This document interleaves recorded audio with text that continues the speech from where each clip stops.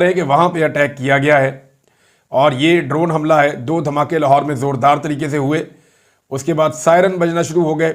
Siren की आवाज़ आने के बाद फिर जो है वो एक धमाके की और आवाज़ सुनाई दी, तो ये पता चला कि अब ड्रोन जो है उसे गिरा दिया गया है। बहरहाल 3 धमाके हुए लाहौर में भी, गुजरावाला में 2 बड़े धमाके हुए। उसके बाद डिंगा में जाके वो ड्रोन गिरा, सियालकोट में एक ड्रोन गिरा और उसके बाद एक ड्रोन जो है वो घोटकी में गिरा है।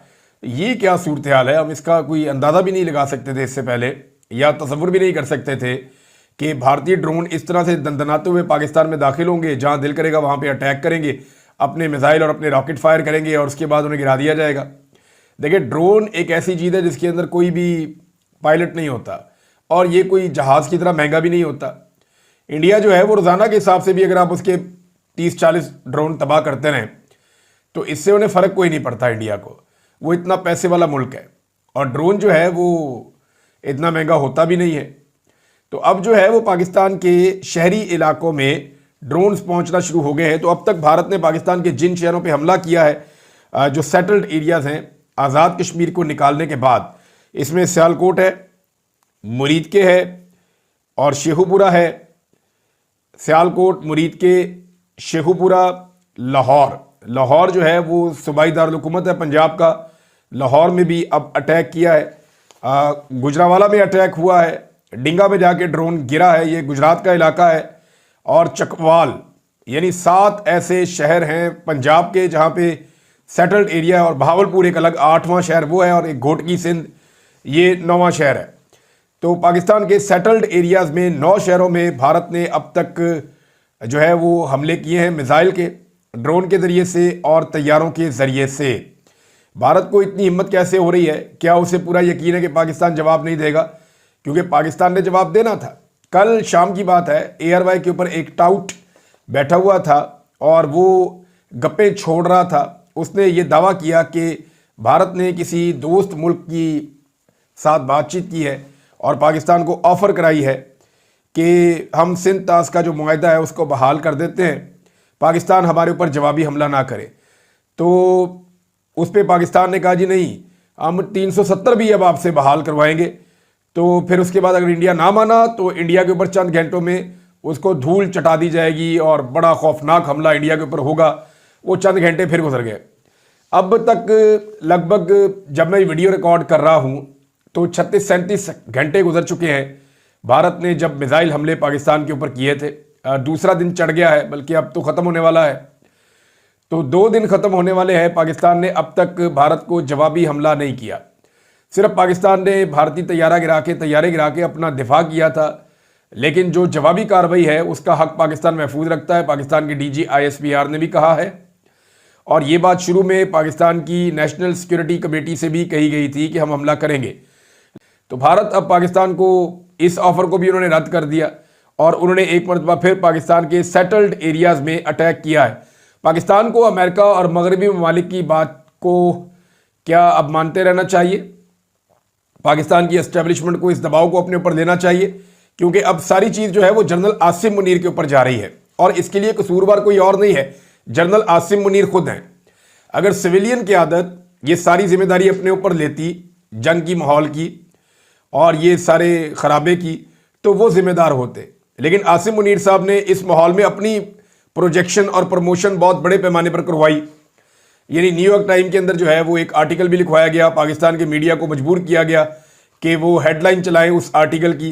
फिर उसमें से मनपसंद लाइनें निकाल के उनके ऊपर जो है वो हेडलाइंस चलाई गई और फिर बहुत सारे टाउट्स हैं वो बैठ कर कह रहे थे कि आसिम मुनीर साहब लोहे के बने हुए हैं, उनके असाब इस तरह के हैं, उनकी शख्सियत इस तरह की है, उनका किरदार इस तरह का है।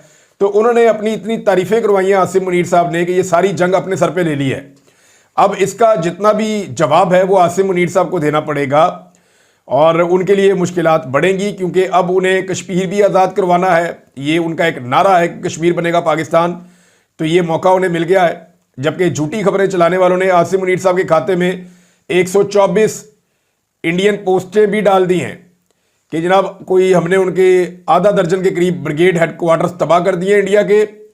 124 जो है वो इंडियन चेक पोस्टें भी पाकिस्तान के आर्मी चीफ के खाते में डाल दी हैं कुछ टाउट्स ने। और 7 तैयारे भी पाकिस्तान आर्मी चीफ के खाते में डाल दिए हैं टाउट्स ने, और ये भी कह दिया है कि आधा कश्मीर तकरीबन फतह हो गया है, बारामूला तक हम घुस गए हैं, और दूसरी तरफ कह दिया जनाब इधर से अमृतसर भी हम पहुंच गए हैं। तो इस तरह की कहानियां, और दर्जनों के करीब जो भारतीय फौजी हैं उनको हमने कैदी भी बना लिया है। भारत को जवाबी हमले का जवाब देना चाहिए था, लेकिन अभी तक जवाब नहीं दिएगा।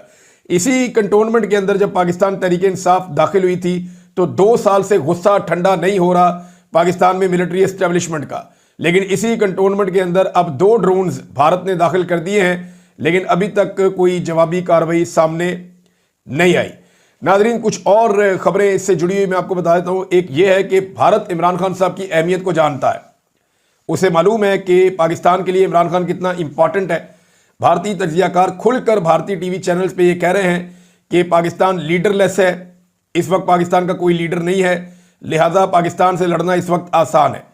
लेकिन एक चीज और भी भारत जानता है कि खुदा न खास्ता अगर इमरान खान साहब को कुछ हुआ तो पूरे मुल्क के अंदर खाना जंगी जैसी कैफियत पैदा हो जाएगी और दुश्मन के लिए चीजें और आसान हो जाएंगी। मैं बार बार ये कह रहा हूं, बार बार वार्न कर रहा हूं, बार बार मैं खबरदार कर रहा हूं कि पाकिस्तान की मिलिट्री एस्टेब्लिशमेंट को अपनी जिद छोड़ देनी चाहिए। फौरी तौर पे इमरान खान साहब को महफूज मकाम पे मुंतकिल करना चाहिए। अगर वो जेल में ही रहते हैं और भारत कोई शरारत करता है तो याद रखिएगा, ये पाकिस्तानी अवाम का गुस्सा भारत के ऊपर नहीं जाएगा। हो सकता है पाकिस्तानी अवाम ये माने भी ना कि ये भारत ने किया है, और सारा का सारा गुस्सा पाकिस्तान की एस्टेब्लिशमेंट पे उतरेगा। पाकिस्तान में खाना जंगी जैसी सूरत हाल हो सकती है। लेकिन जब तक आसिम मुनीर साहब आर्मी चीफ हैं तब तक तो वो इमरान खान साहब को छोड़ने का किसी किस्म का कोई इरादा नहीं रखते, और उनको छोड़ने का वो रिस्क नहीं ले सकते, क्योंकि कम से कम वो ये चाहते हैं कि उनकी एक्सटेंशन का जो अमल है नवंबर 2025 में वो पूरा करना चाहते हैं कि उनकी एक्सटेंशन हो जाए, उनके लिए किसी किस्म की प्रॉब्लम ना हो और वो लंबे अरसे तक पाकिस्तान के आर्मी चीफ रह सके। अभी आप देखिएगा आने वाले दिनों में पाकिस्तानी कौम को मखसूस नशिस्तों का एक झटका भी लगाया जाएगा। आप देखते जाइए, ये झटका भी पाकिस्तानी कौम को लगेगा, जैसा कि फौजी अदालतों वाला झटका पाकिस्तानी कौम को लगाया गया है। एक घटिया फैसला किया गया, एक काबिल मुजम्मत फैसला किया गया, इंसानियत सोज फैसला किया गया सुप्रीम कोर्ट के आईनी बेंच की जानिब से।